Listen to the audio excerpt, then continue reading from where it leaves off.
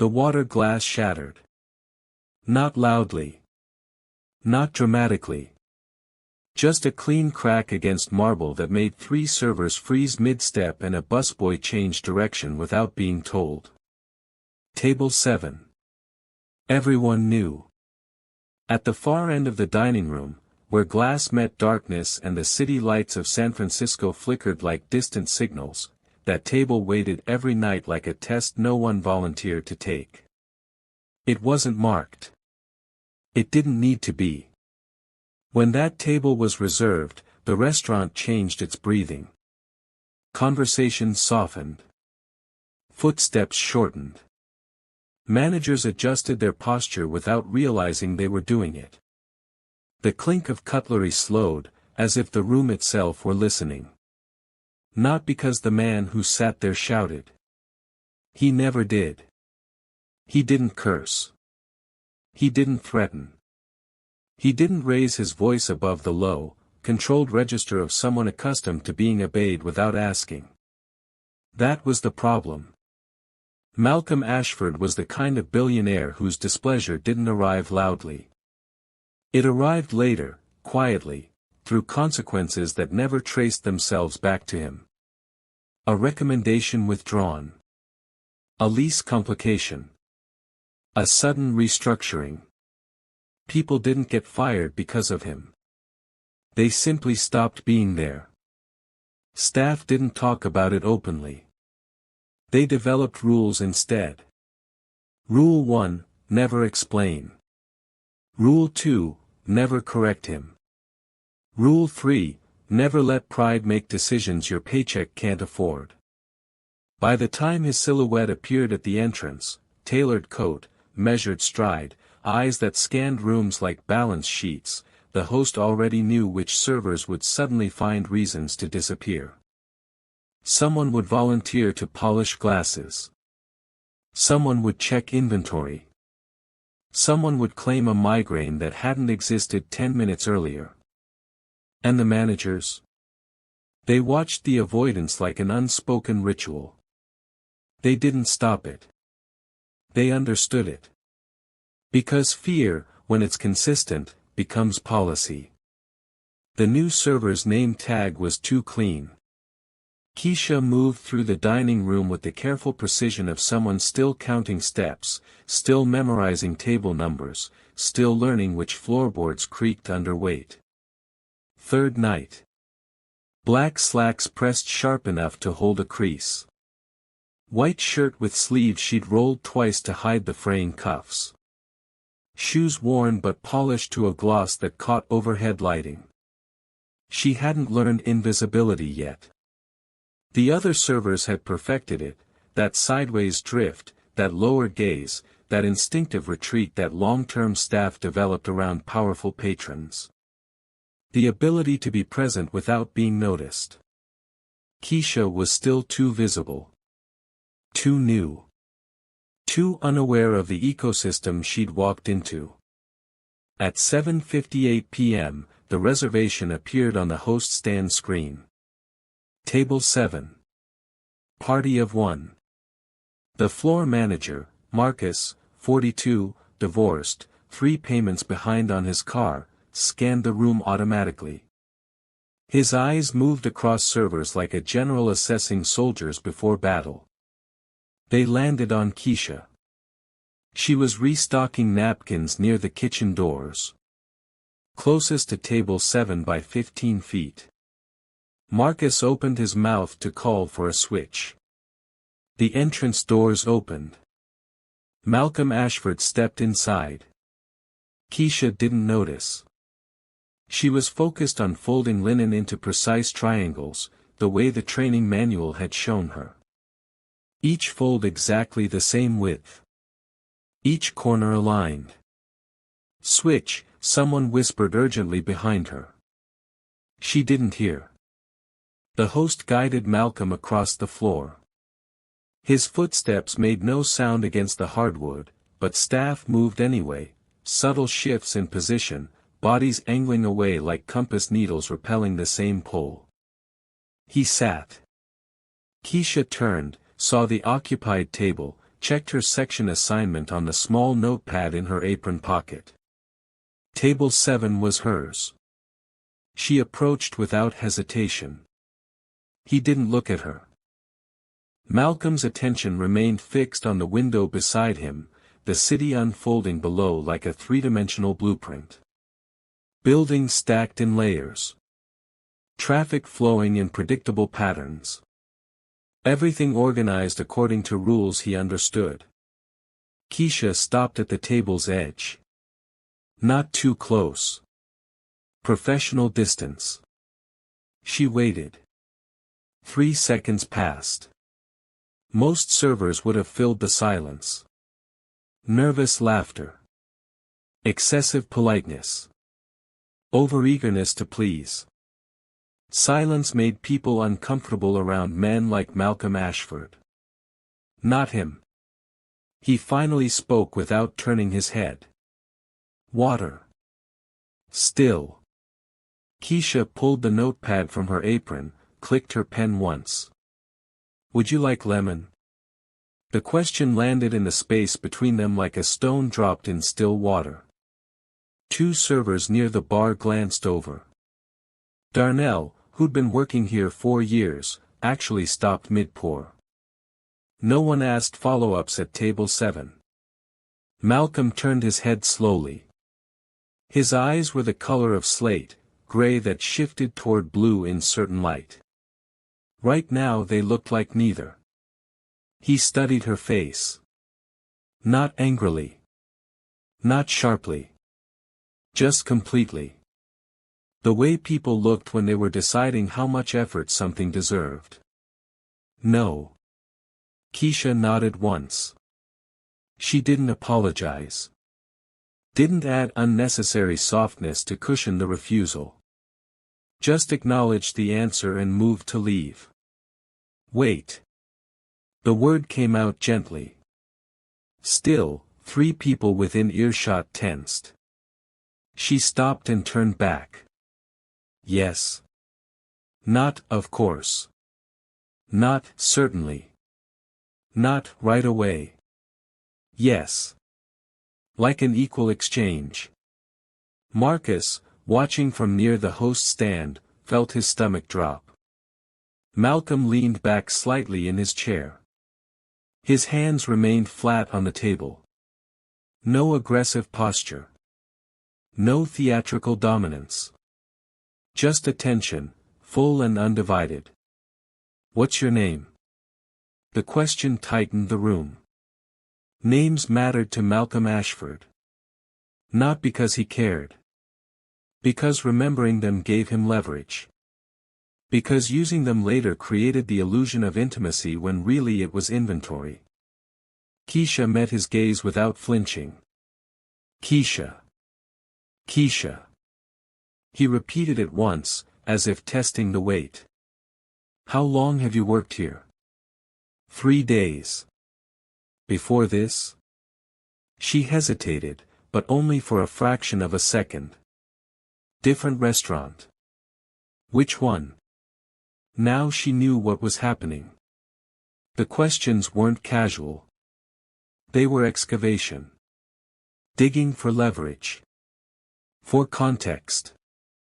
For the information that would tell him how to categorize her. One that closed, she said evenly. His expression didn't change.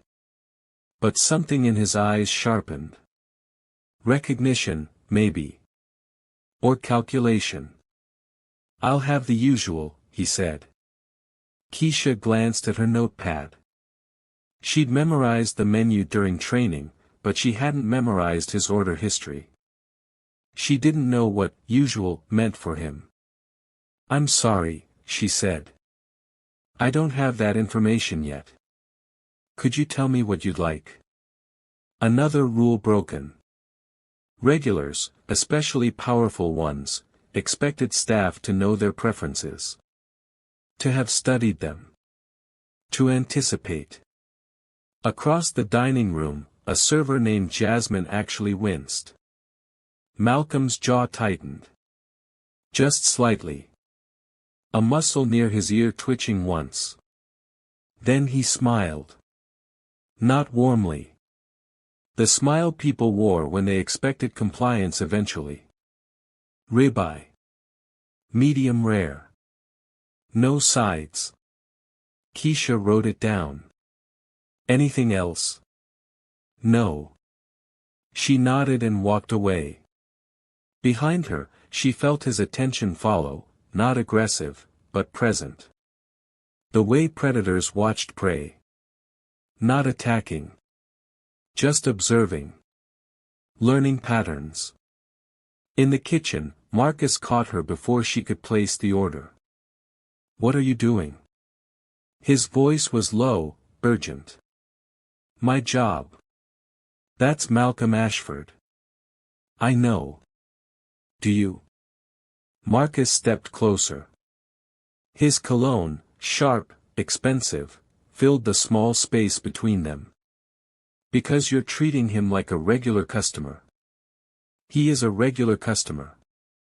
He's not. Marcus's eyes were wide now.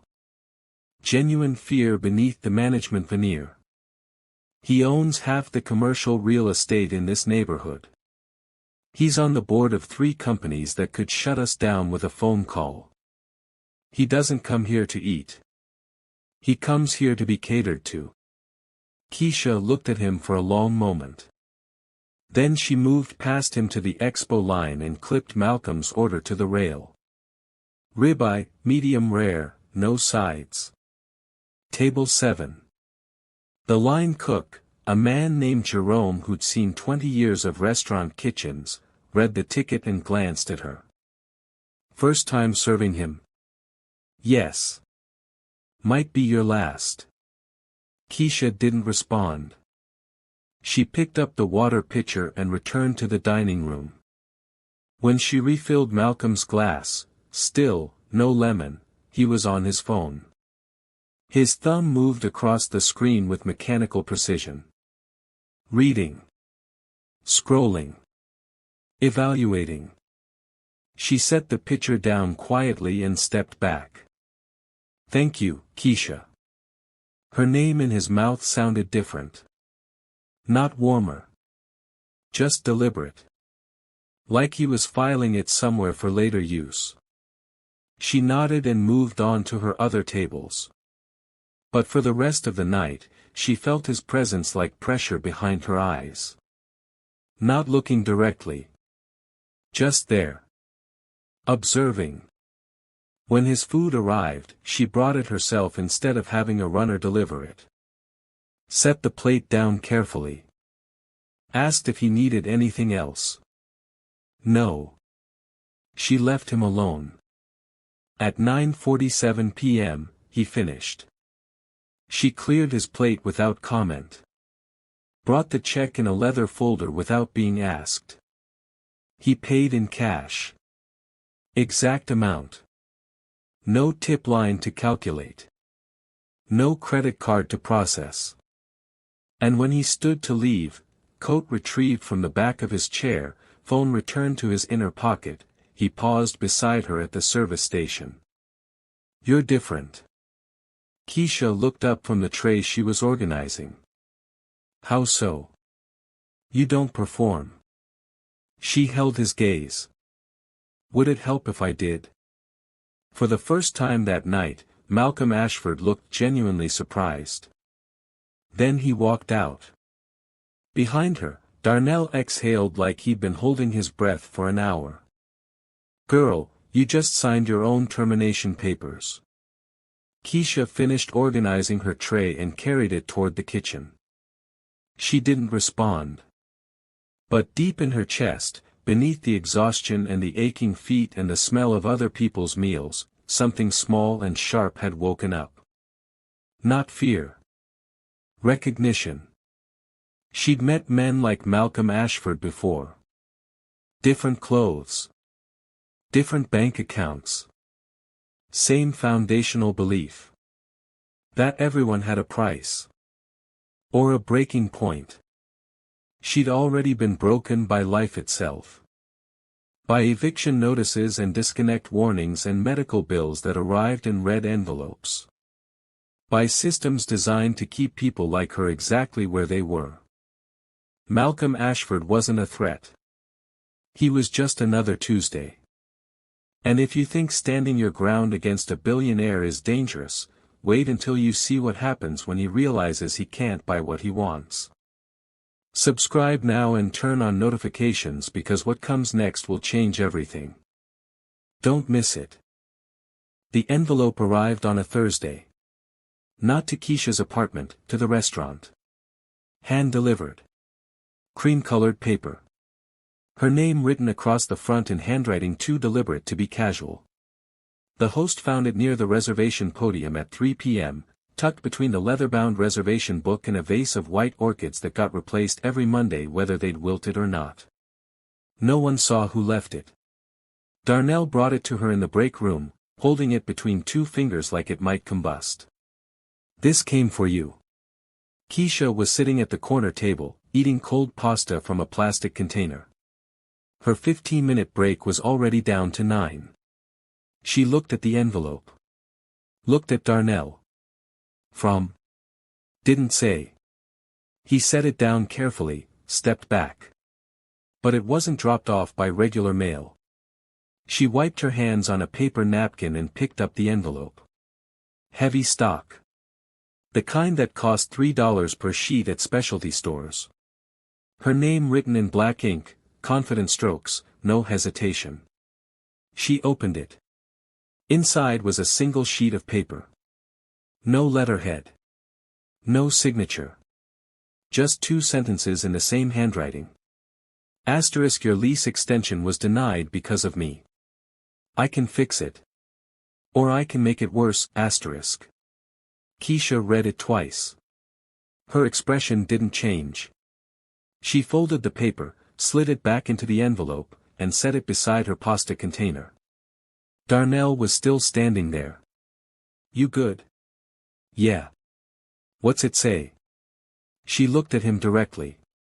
Nothing important. He didn't believe her.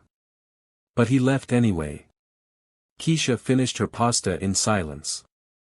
Then she threw the envelope away, not in the break room trash, but in the dumpster outside, beneath coffee grounds and vegetable scraps where no one would think to look. She went back to work.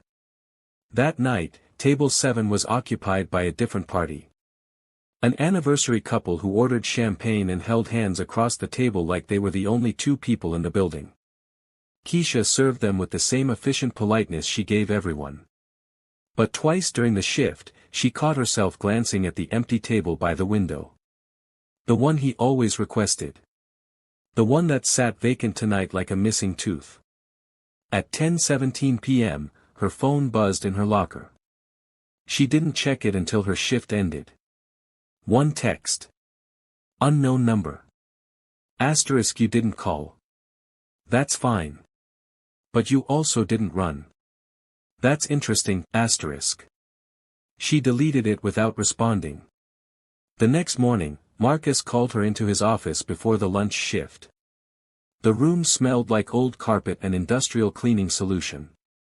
His desk was covered in vendor invoices and staff schedules printed on paper so thin it curled at the edges. He didn't ask her to sit. We got a call this morning, he said, leaning back in his chair. Building inspector.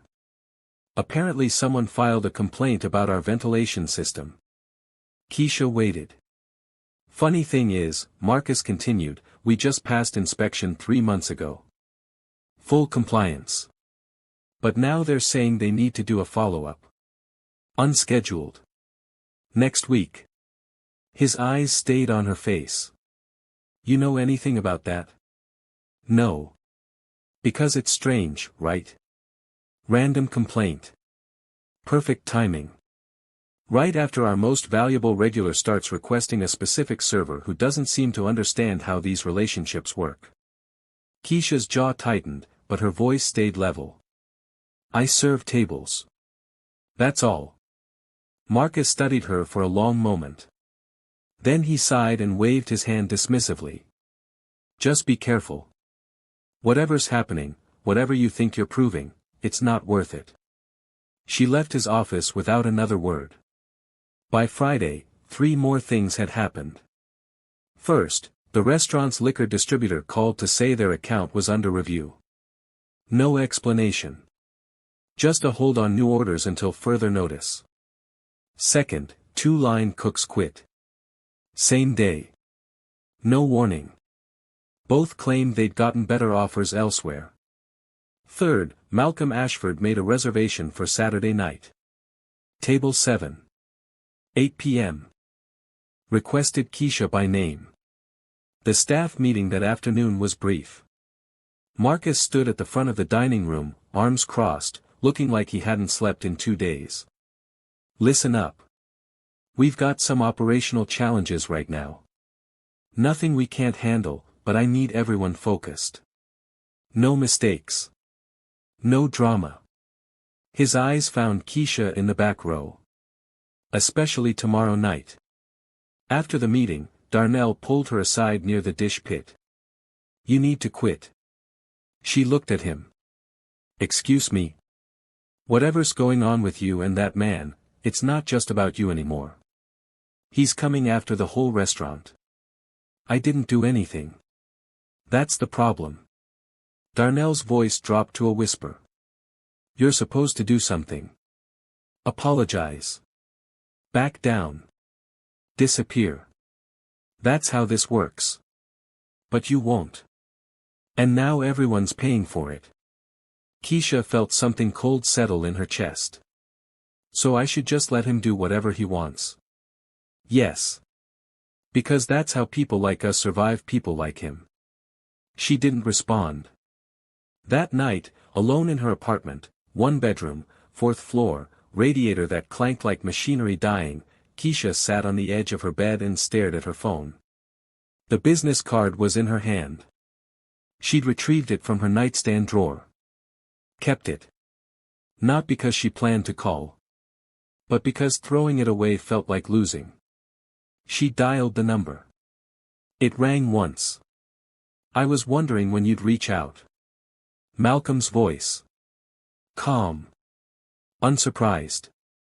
Keisha closed her eyes. Leave the restaurant alone. Or what? Or nothing. I'm asking. A pause. You think I'm punishing you? Aren't you? No. He sounded almost amused. I'm studying you. Her hand tightened around the phone.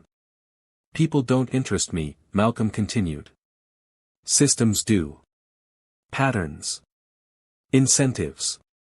You're the first person in 5 years who hasn't fit the model. That makes you either an anomaly or a threat. I'm a waitress. You're a variable I can't solve. And I don't like unsolved variables. Then stop trying to solve me. Can't. His voice softened slightly. It's compulsive. Like a puzzle I can't put down until I see the complete picture. Keisha stood up, paced to the window. Outside, the city hummed. Traffic and voices and lives unfolding in parallel lines that never touched. What do you want from me? I want to know what it takes to break you. The words landed like ice water.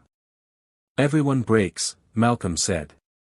It's just a matter of finding the right pressure point. Money doesn't work on you. Threats don't work. Social pressure doesn't work. So what does? Keisha's voice came out harder than she intended. Maybe nothing. Impossible. Try me. Silence stretched between them. Long enough that she thought he might have hung up. Then he laughed. Quietly. Genuinely. Saturday. 8 p.m. I'll see you then. The line went dead. Keisha stood at the window for a long time after that, phone still pressed to her ear, listening to nothing. Outside, the city kept moving. Indifferent. Relentless. And somewhere across town, in an office that overlooked everything, Malcolm Ashford sat alone in the dark. Thinking. Planning. Waiting. Because power wasn't about winning every battle. It was about understanding the battlefield so completely that victory became inevitable. And Keisha had just given him new information. She wasn't unbreakable. She was already broken. He just had to figure out by what. If you think making one phone call changes everything, you're absolutely right. Subscribe now and turn on notifications because what happens next will expose the truth about power, control, and what it really means to have nothing left to lose. Don't miss it. Saturday arrived like a storm everyone could see coming.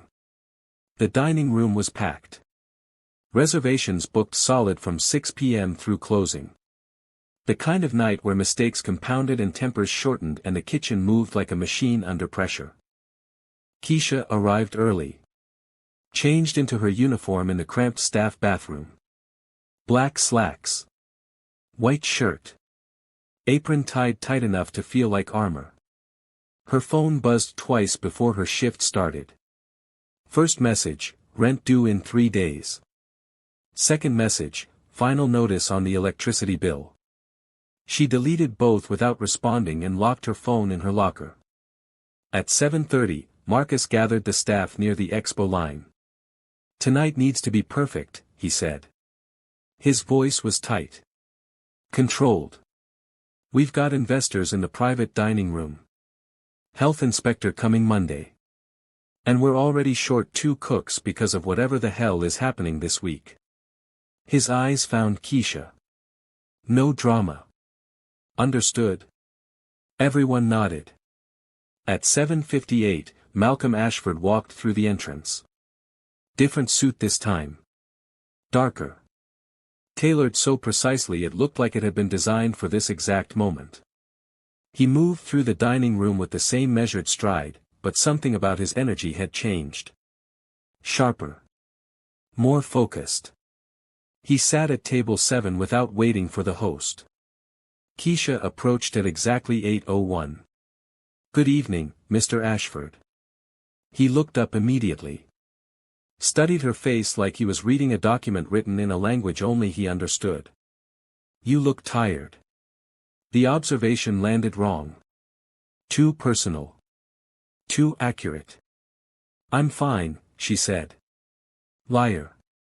The word came out softly. Almost kind. Which somehow made it worse. Keisha set down his water glass with more force than necessary. What would you like tonight? The truth. She paused, pen hovering over her notepad. Around them, the dining room noise continued, conversations, laughter, the clink of silverware against plates. But at this table, everything felt suspended. I don't understand, she said. Yes, you do. Malcolm leaned back in his chair. You called me last night. Asked me to leave the restaurant alone. That means you know I'm the one causing the problems. Are you? Of course. He said it like it was obvious. Like admitting to manipulating people's livelihoods was no different than commenting on the weather. I needed to see how you'd respond to external pressure. Whether you'd fold. Redirect. Escalate. Keisha felt her jaw tighten. Her voice stayed level through sheer force of will. People are losing their jobs because of your experiment. 2 line cooks. Both found better positions within 48 hours. I made sure of that. How generous. It wasn't generosity. It was control of variables. He picked up his water glass, took a sip. I don't harm people unnecessarily. I just move them.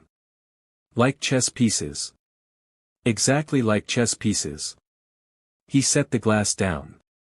The difference is, most people don't realize they're on the board. You do. That's what makes you interesting. Keisha's hand tightened around her pen. She wanted to walk away. Wanted to tell him to leave. Wanted to break something. Instead, she asked the question that had been building since the phone call. What happened to you? Malcolm's expression shifted. Just slightly. A crack in the foundation. What do you mean? Something broke you, Keisha said quietly. Made you like this. You don't study people this way unless you stopped trusting them a long time ago. The silence that followed was different than the others. Heavier. More fragile. When Malcolm spoke again, his voice was softer. My father built an empire by trusting the wrong person. Lost everything in 6 months. I was 12. I watched him become small. Watched him apologize to people who didn't deserve apologies. Watched him accept defeat because he believed in fairness. He looked out the window at the city below. That's when I learned the truth. Power isn't about what you have. It's about what you're willing to take. And trust is just another word for vulnerability. Keisha felt something shift in her chest. Not sympathy exactly. Understanding. So you decided to trust no one. I decided to trust systems. Patterns. Data. Things that can't betray you. People aren't data. No. He looked at her directly. But they're predictable. Until you. She met his gaze. Held it. I'm not special. I'm just broke. And when you have nothing, people's games stop matching. Malcolm studied her for a long moment. That's what I've been trying to understand, he said finally. How someone with nothing can feel like they have everything to lose. Because dignity isn't nothing. The words hung between them. Around the table, the restaurant continued its normal rhythm. But something had fundamentally changed in the space they occupied. Malcolm reached into his jacket pocket and pulled out a folded piece of paper. Set it on the table between them. Your lease extension. Approved. Backdated 3 weeks. Keisha stared at it. Didn't touch it. Why? Because I found what I was looking for. Which is proof that I'm still capable of being wrong. He stood up slowly. I thought everyone could be bought or broken. You proved me incorrect. That's valuable. He adjusted his cuffs. Picked up his phone. I won't be returning to this restaurant, he said. Not because of you. Because I have my answer. Keisha looked up at him. What answer? That the system I built to protect myself has made me exactly like the people who destroyed my father. And I don't know if I can change that. He walked toward the exit without waiting for a response. Keisha stood at table 7, holding the lease extension in her hand, watching him disappear through the entrance doors. The dining room noise rushed back in. Conversations. Music. The ordinary chaos of a Saturday night. Darnell appeared beside her. What just happened? She looked at the paper in her hand. Then at the empty chair where Malcolm had been sitting. I think, she said slowly, he just realized he's human. Is that good or bad? Keisha folded the lease extension and slipped it into her apron pocket. I don't know yet. But across the city, in an office tower where entire floors stayed lit past midnight, Malcolm Ashford sat in the dark. Not working. Not planning. Just sitting. Thinking about a waitress who treated him like a person instead of a threat. And wondering if it was too late to remember how to be one. If you think this is the end of the story, you haven't been paying attention. Subscribe now and turn on notifications because what happens in the final chapters will change everything you thought you understood about power, survival, and redemption. Don't miss it.